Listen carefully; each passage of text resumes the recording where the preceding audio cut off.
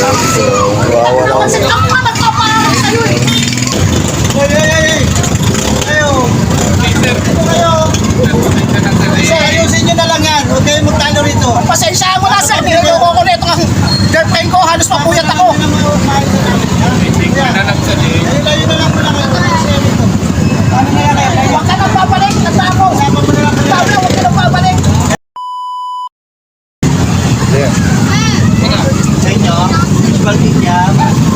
Sir, ano ginagawa mo dito?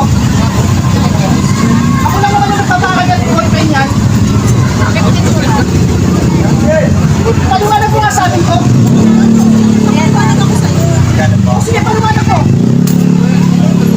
Ako lang naman ang boyfriend yan. Kasi matagal na ako nag-aaral kita.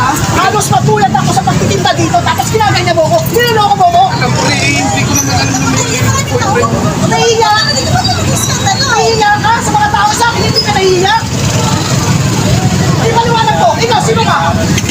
boyfriend din niya. Ano, Michelle? Niloloko mo ko? Matagal mo na ako niloloko? Hindi ko naman alam na may boyfriend pala ito eh. Pakilala sa akin dito. Wala kang panahon. Kita mo halos mapuyat ako sa pagtitinda. Tapos wala akong panahon. Kawawa na Kasi ako nga nagpapaharap sa'yo eh. Tapos kaya nang gagawin mo sa akin. Ako pre, wala akong alam dyan. Pakilala sa akin dito, dalaga to. Kaya, Paliwanag mo sa akin to. Isa Hindi ko alam. lang. Niloloko mo pala ako at tagal-tagal mo na ako. Siguro niloloko. timer na pala ginagawa sa atin. Kawawa naman siguro. Halos mapuyat ako. Hindi na ako natutulog sa pagtitinda dito. Tapos niloloko mo lang ako. Kawawa naman siguro. Oo, maraming tao. Hindi ko sinabi na may boyfriend pala. Maraming tao na mahila ka. Sana hindi ako. Tapos naganyan mo ako ngayon ka sa akin. Boyfriend ka, boyfriend din ako. Di dalawa tayo. Dalawa na pala tayo niloloko. O kapili ngayon, sa akin niloloko tapos niloloko. Paano kung ikaw manuloko yan? Ikaw, Richard, umayos ka. Wala kang utang na loob. Tapos naganyan mo ako. Paano siyempre? Sana lang mapiliin natin. Alam mo sa akin, tapos ang tulong pa rin ako ng tulong sa'yo. Dapat hindi na kita tinulungan.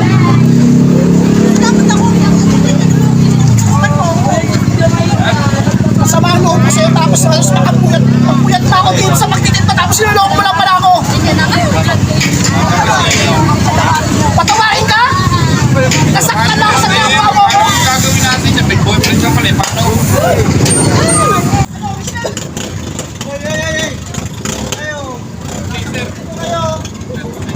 Sir, ayusin nyo na lang yan. Huwag kayong magtalo rito. Pasensya mo na sir, niloloko ko na itong girlfriend ko. Halos mapuyat ako. Layo na lang muna kayo. Huwag ka nang babalik, nagtako. Sabi na, huwag ka nang